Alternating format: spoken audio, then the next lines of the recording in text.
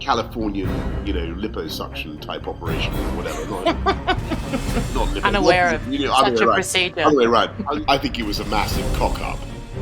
My hope has always been with Trump, and maybe I've been deluding myself. My hope has always been that he is the guy who's finally got the balls. Continually underestimated all this, Erin, is the fact that the Ukrainians are going to win. Good old Kemi, she's been campaigning quite rightly against Starmer's very peculiar position on gender issues. He's got a cervix, Boris. Come on, you let him be. He's just extraordinary. I can't. Couldn't work out what a woman was. Boris, thank you so very much for joining us here. It's such a pleasure and a privilege to have you on. It's lovely to see you again. Great pleasure to see you, Erin. And I'm a massive fan of your work. Great to see you. Oh, that means a lot. Thank you so much. And ditto, right back at you. What I want to do is take you back to a moment, and I want to understand your reaction in real time to the now very infamous Oval Office moment between Zelensky, President Trump, J.D. Vance was there as well. Did you watch that live? Or if you didn't, when did you first see that, and what was the first word that came to your mind? I think it was a massive cock-up, and I think that neither side really intended that meeting to go as badly as it did, and it was a great shame because the Ukrainians had moved mountains. I mean, literally, they were going to move mountains. The United States was going to have a massive minerals deal. The rare earths deal was going to be done. There was going to be a love-in signing ceremony at the White House, and I just looked for one reason or another. Everybody got on everybody else's nerves, and it was a snafu. But I really don't think that either J.D. Vance or the president wanted it to go off like that, and certainly the Ukrainians didn't want it to go off like that. I think that they were very keen to get the Oval Office session. President Zelensky was keen to be in the Oval Office to sign the minerals deal because it wasn't easy for him to persuade the people of Ukraine that America was going to be this sort of gigantic commercial partner of Ukraine. Though I think it's a good deal for Ukraine and the right thing to do. But somehow or other, the thing just got off to a bad start. That doesn't mean that it can't be rescued. I think it can be rescued, and we need to make sure that happens. And look, things are difficult right now, but I don't see a solution for Ukraine that doesn't give the Ukrainians what they fundamentally need, and that is a security guarantee of some kind. So, we're talking now about. You'll have read it all, Erin. You'll have seen that everybody's talking about the recognition of Crimea by recognition of Russian possession of Crimea by America, the Putin being allowed to keep some of his territorial gains, a lot of his territorial gains, Ukraine accepting that they won't join NATO, that kind of thing. These are very, very bitter pills to swallow for the Ukrainian people. Yeah. This is an appalling reward for aggression by Vladimir Putin to say that we have to recognize his occupation of Crimea. I mean, come on. And for Ukraine not even to be able to say at the end of that, after 3 years of heroic fighting, that they've got a security guarantee from NATO is terrible. But then not even to be able to say they got a security guarantee from the United States and the rest of the West. That's terrible. And, it's not clear what Ukraine is really getting out of this conversation, this negotiation at the moment. It kind of feels like all the concessions are being made to the wrong guy. All the concessions are being made to Putin. And I just can't see that working. And what people continually underestimate in all this, Erin, is the fact that the Ukrainians are going to win. Nobody seems to understand this. It's their country. They're not going to let Putin get away with it. And anybody who thinks that they can just be sold down the river and will accept the mutilation of their constitution, the loss of their territory, for nothing in exchange, for no long-term Western security guarantees, no long-term prospect for Ukraine to be integrated into the West. They've got another thing coming. Believe me, it's just not going to happen like that. And so we really need to put ourselves in those Ukrainians' shoes and stop thinking about bloody Vladimir Putin and what we need to do to appease his crazy psychology and what we need to do to give him an off-ramp. He doesn't need an off-ramp. He's in an incredibly weak position. He's losing a lot of people. His economy is going downhill. What we need to do, quite frankly, is we need to be backing Lindsey Graham, the U.S. senator, distinguished U.S. senator, who's leading a bill in the Senate now. He got 57 signatories, so it's going to go through in the Senate, to have secondary sanctions on the Russians if they fail to accept peace, if they fail to deliver a ceasefire. And secondary sanctions would be absolutely devastating, because that means you sanction everybody who's buying Russian oil. You don't just sanction the Russians, you sanction the Indians, the Europeans, everybody. And this is really painful stuff. And and that would really hurt. That would hit Putin. That would make a difference. And that is frankly what the US now needs to do. But as well as that, the Europeans, my own beloved country, the UK government, the Australian government as well, need to get behind that secondary sanction package, because that's the thing that will really put the hard word on Putin. It's only when he feels that serious economic pressure, as well as the current military pressure, that he's going to change that. At the moment, he feels that with the current mood in the White House, the exasperation with Zelensky that you've seen, and you rightly began this conversation, which he feels he can just keep pushing, keep asking, and he's not going to get it. And so, the sooner there's a rebalancing in this negotiation, the sooner people start putting some pressure on Putin, the sooner people recognize that Ukraine's long-term future is with the West, the quicker we'll get peace. We'll stop the death, in the words of the president. We'll stop the death. That's the way to do it. Stop the death. That's the way to do it. Look, I agree with you wholeheartedly, and particularly in relation to Putin. We discussed this back in Australia. I'm currently banned in Russia because I called him a warlord, which is, the complete truth. So, badge of honour, absolutely agree. I'm banned in Russia too, which is very depressing. I've got ancestors who came from Moscow, would you believe it? And I'm probably the first UK Prime Minister in history to be called Boris. Yeah, wow. I is it a badge of honour for you, though? I'm the only Prime Minister. I've got a Russian name. They won't even let me into Russia. I love the Russian people. I can actually speak a kind of rudimentary Russian. I think I got an A in Russian O level many years ago. Wow. So I'm good. I love Russia. So tell me then. I'm not allowed to go there. So you and I should go there. We should go there and we should go make a samizdat program from Moscow. I think if you and I rocked up at the gates of Russia, it would be not pretty. Maybe absolutely thrilled. We just take it to them. Did you say that Putin has gifted President Trump a portrait? I didn't see that, but look at of course he's going to suck up to Trump, and he's doing it. For decades, the Russians have been trying to ingratiate themselves with the president. I happen to think, you know this too. I happen to be I'm a Trump optimist, right? And everything that has gone wrong, people looking at what's happening on the markets and complaining about everything. I can understand that. There's a lot of this stuff that I find hard to swallow, like economically hard to understand. But the general Trump campaign to boost the economy, to do things for the people who elected him, to stop illegal immigration, to turn the tide on wokery. A lot of that I really appreciate and understand. And he's dancing with the people that brung him. I think he's this tariff thing I frankly don't get. It's not my type of economics. It's not what I would have done.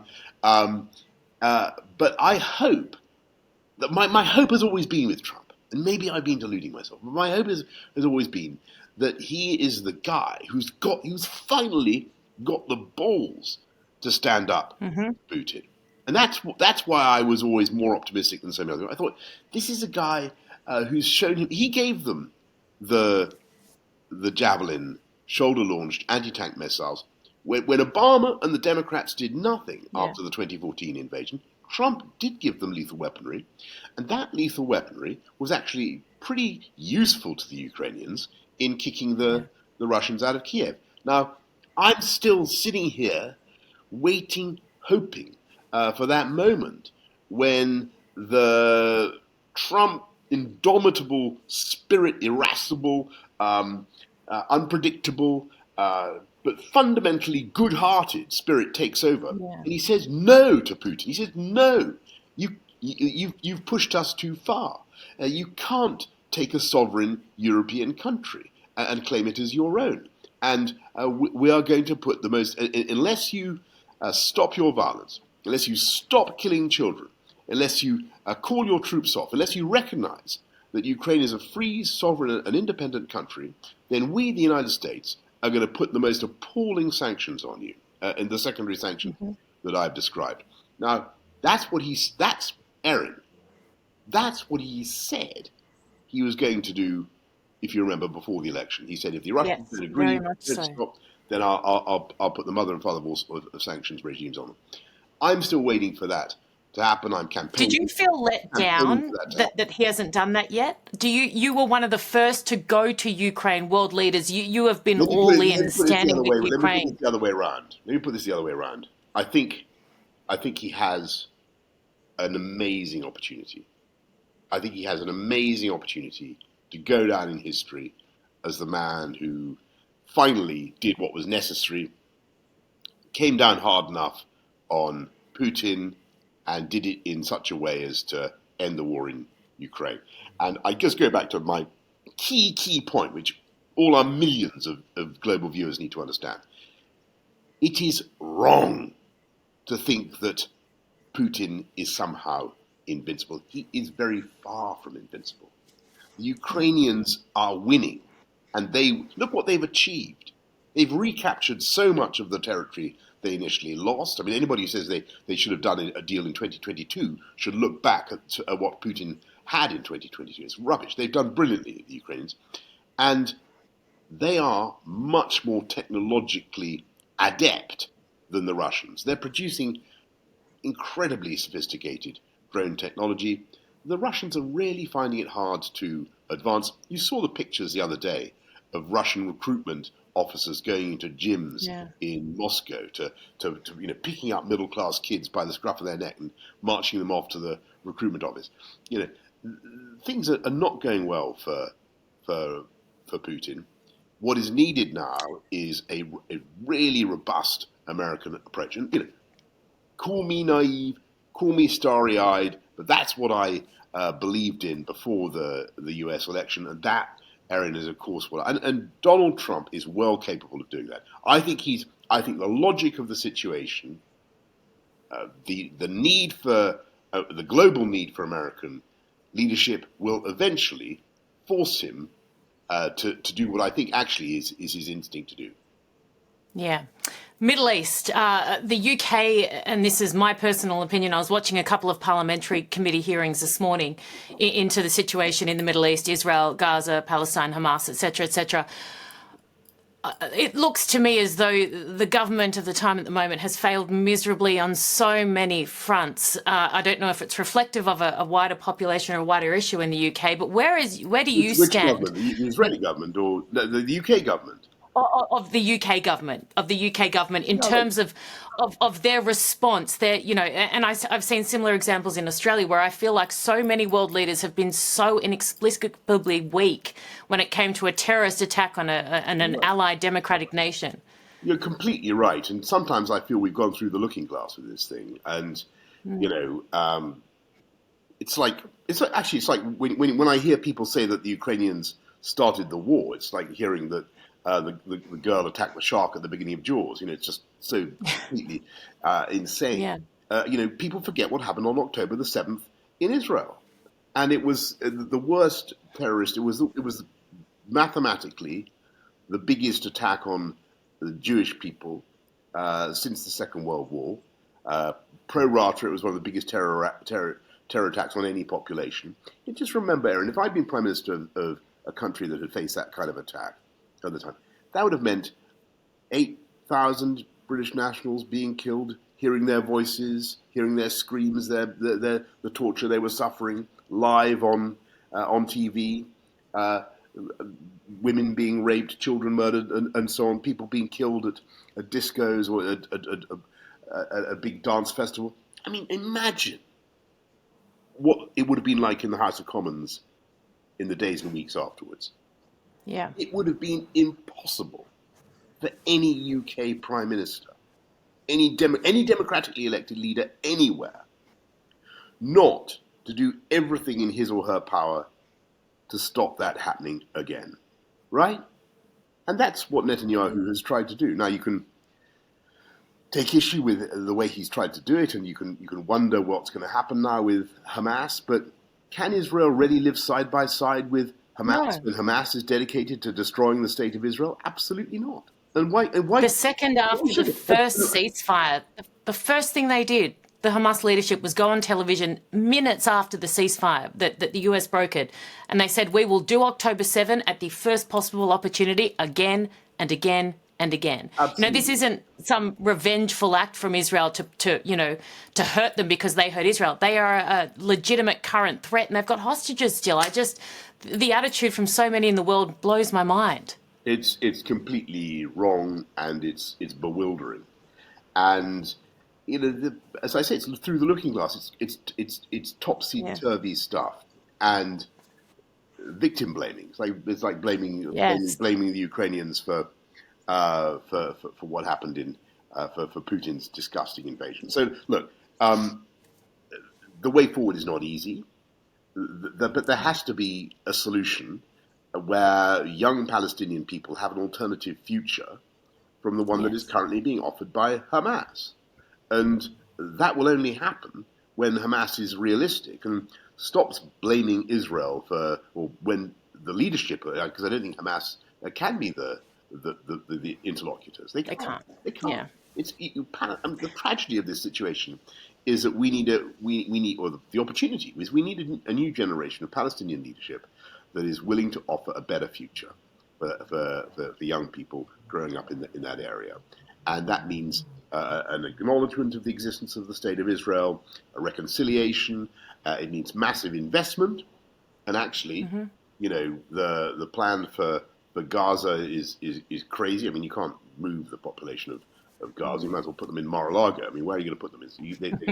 They've got to be in Gaza. But the core of the idea, which is that you invest in Gaza, is a good one, and the surrounding states need to do that. So I'm not totally pessimistic, because I think that the outside-in approach, the reconciliation between the Sunni Arab states and Israel was actually full of promise, and that's the way forward. If we can that's obviously what Tehran and Hamas were trying to disrupt with the October 7th attacks. We can get back on that track, Erin. Then there's a way forward, and that an alternative economic future for young people growing up in the area. That's what I want. Boris, I know I don't have much time left with you. I want to ask you about a couple of domestic UK issues. Kemi, is she the best person to lead the Tories? Yes, and I'm out there rooting for her, and I think that she's had a big victory today. I don't know whether you've seen this stuff. Good old Kemi, she's been campaigning quite rightly against Starmer's very peculiar position on gender issues. He's got a cervix, Boris. Come on, you let him be. He's just extraordinary. I can't. He couldn't work out what a woman was, and finally, the Supreme Court in Britain has adjudicated that sex, would you believe it, is a factor of biology, which crazy. And Starmer has been reluctantly forced to accept this point. But it was Kemi, good old Kemi. Yeah. She really hammered away on this, and she's done well. And we've got some local elections coming up, and I think that's going Yes. to give us give her a boost. No, no. Do you think you should be looking to do a deal with Farage and reform, or Look, my view no? about deals with any other party, and it's a great mistake for conservatives. We're the oldest, most successful, actually, political party for 200 years. We've been around for a long, long time, and we change, we adapt, we do great things. Most great social reforms, most great infrastructure, Yeah. it has taken place under conservative governments. But most Yeah. big changes and improvements. We will come back. What we don't need, and we will definitely come. What we don't need to do is to try to import by some sort of blood transfusion or monkey glands the current political strength of any other party. That doesn't work. Yeah. It's a sort of Californian, liposuction type operation or whatever. Not lipo. Unaware of Other such way a around. procedure. Other way around. It's some sort of procedure to organ transplant. It's not it's a sort of some sort of other enhancement procedure which I won't discuss with you. Let's put it that way. No, that would be completely inappropriate. My care factor in that space is 0, by the way. But I'm not some sort of gonadal whatever that won't work. Some sort of plastic surgery. Some sort of doomed attempt at plastic surgery on the Tory Yes. party. I think you have nailed the description of that so well. There is not one person watching who doesn't have now a gonad enhancement procedure in their mind, and that is a terrifying prospect. Quick thing, your future, you are still so young, and I'm not trying to suck up to you, but the current US president and the former are decades older than you, essentially. Another tilt must be in your blood. You must have that desire, I assume, or I could be completely wrong. But Lord Jonathan Marland said that you do. I love Jonathan Marland. Marland was one of my first backers. I mean, in the days when absolutely nobody was buying shares, he came in and he was so nice and.